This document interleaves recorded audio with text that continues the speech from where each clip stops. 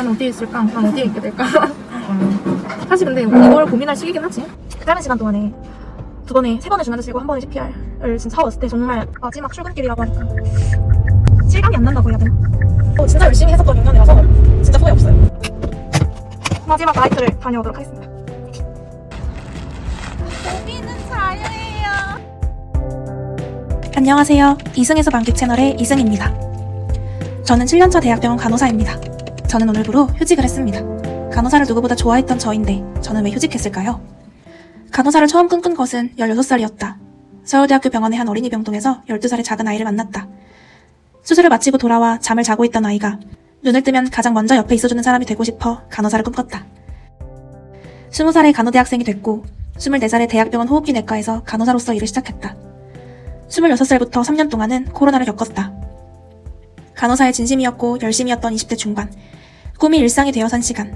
삶과 죽음에 대해 참 많이도 생각했던 시간을 뒤로하고 나는 잠시 쉼을 선택했다.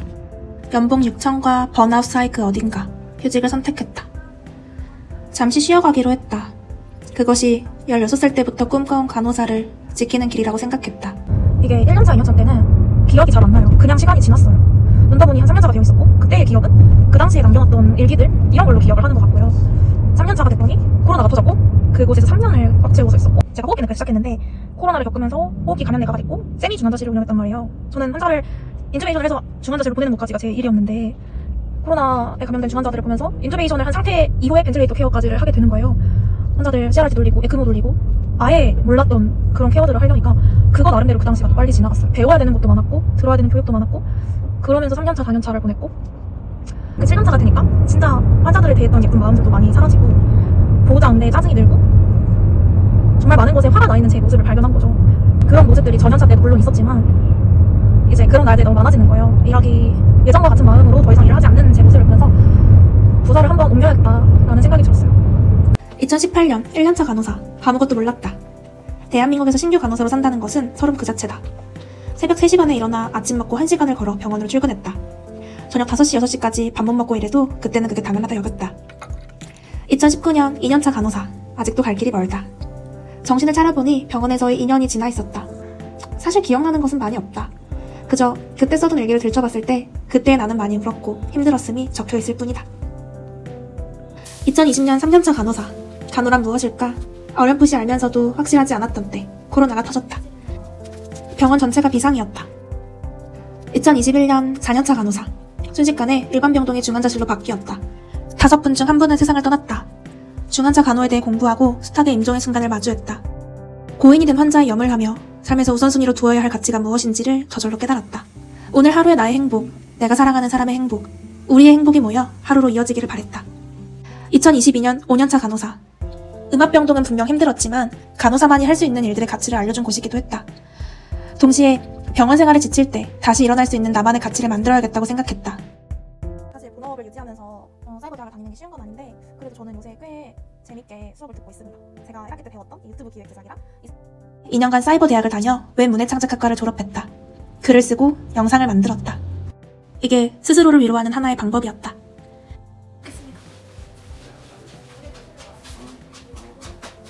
안녕하세요. 출판사 회의를 마치고 왔는데 너무 얼떨떨해요. 제가 벌써 며칠까지 원고를 쓰고 1교 언제까지 하고 2교 언제까지 하고 3교 언제까지 하고 언제 인쇄할 건지까지 일정이 다 나와서 너무 일상처럼 진행이 돼서 얼떨떨어.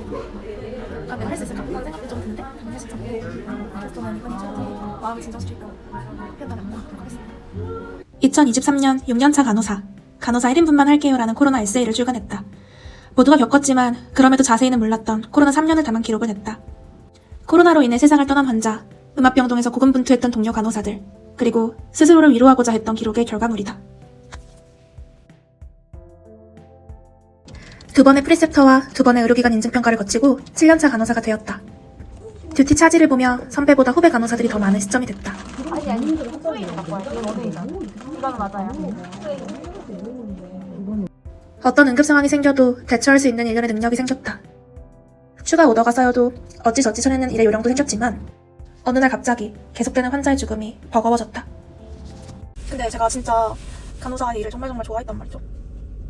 진짜 16살 때부터 꿈이 간호사였고 진짜 간호사 일을 좋아했는데 너무 빨리 지친 것 같아요. 연차로는 7년 만으로 이제 6년 정도 넘었는데 고작 6, 7년밖에 안 한 건데 이렇게나 지쳐버린다고 이런 생각을 좀 많이 했어요. 저희 올드쌤들도 보면 10년차 쌤들도 많고 20년차 쌤들도 많아요. 저 이제 고작 꼴랑 6, 7년 해놓고서 지친 게 너무 믿을 수 없지만 그리고 이 휴직을 하지 않고서는 내가 더 이상 혼자들에게 상명할 수가 없어서 휴직을 선택했는데 진짜 많이 배웠어요. 여기가 만약에 전도사가 아니었다면 저는 아마 지금까지 그렇게 못했을 것 같아요. 진짜 정말. 그래서 진짜 너무너무 감사하게 생각하고 있습니다. 진짜. 짜증과 화가 들었고 우는 날이 많아졌다.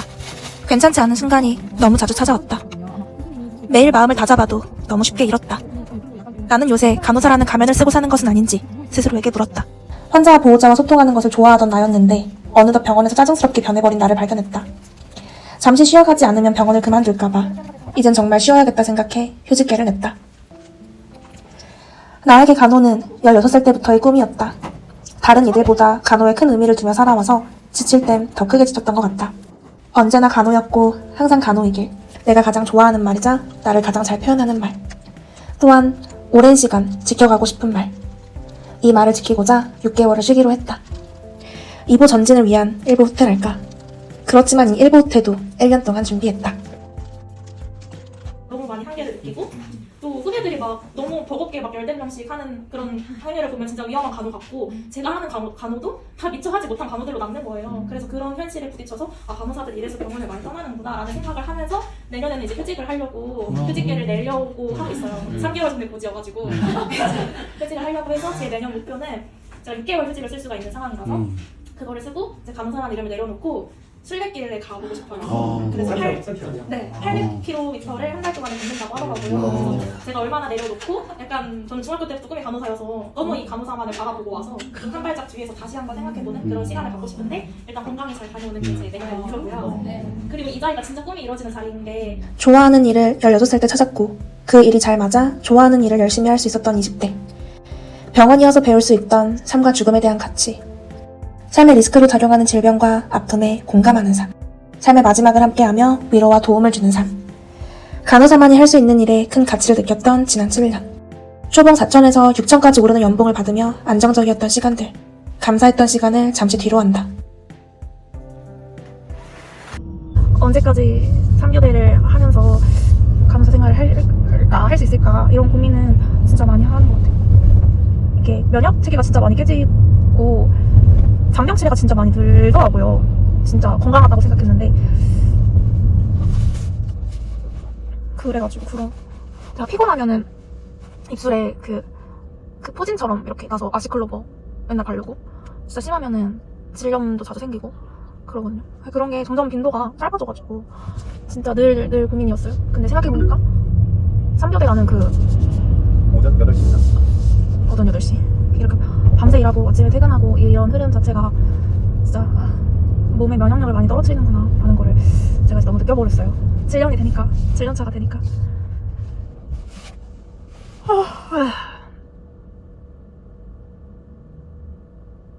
제가 진짜 전투적으로 일을 많이 했어요. 간호사들이 진짜 원래 그래요. 뭐든 빨리 하게 되고 해야 하고 정확하게 해야 되고 많이 해야 되고 효율적으로 해야 되고 이러니까 진짜 우당탕탕 전투하듯이 할 수밖에 없거든요. 그게 직장에서의 그런 모습들이 진짜 그게 습관이 되고 약간 사실 그게 되게 싫으면서도 좋으면서도 싫으면서도 약간 그래요. 마지막 나이트 근무를 마쳤고요. 이제 다시는 나이트 할 일이 없어서 좋습니다. 자러 가볼게요. 슬리핑. 아침에 일하고 밤에 잠드는 평범한 일상. 매 끼의 식사에 최소 30분이 허락되는 평범한 일상. 3교대가 아닌 시간으로 일상을 사는 시간을 딱 6개월만 살아보기로 했다. 나를 지켜주셨던 부모님과 나를 품어주었던 병원을 떠나면 난 얼마나 세상을 돌아다닐 수 있을까? 문득 겁이 나는 것이 사실이지만 그래도 멈춤 없이 세상을 향해 나아가 보기로 했다. 잘 갔다 와. 하나, 둘, 셋. 부사 귀여들 고생해서 고생 많았어. 짠짠짠. 재밌게 잘 놀고 와.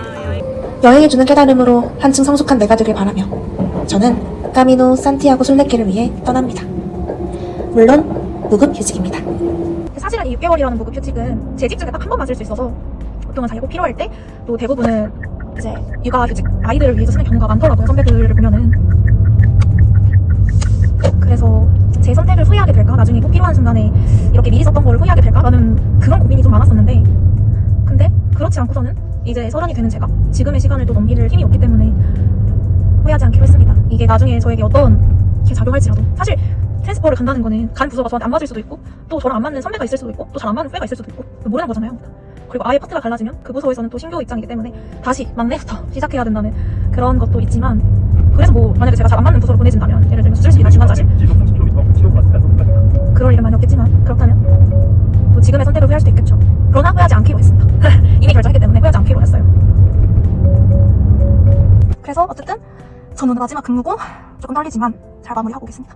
제 6년간의 만으로 6년 그리고 7년차 간호사의 마지막 대회 근무입니다. 잘 올게요.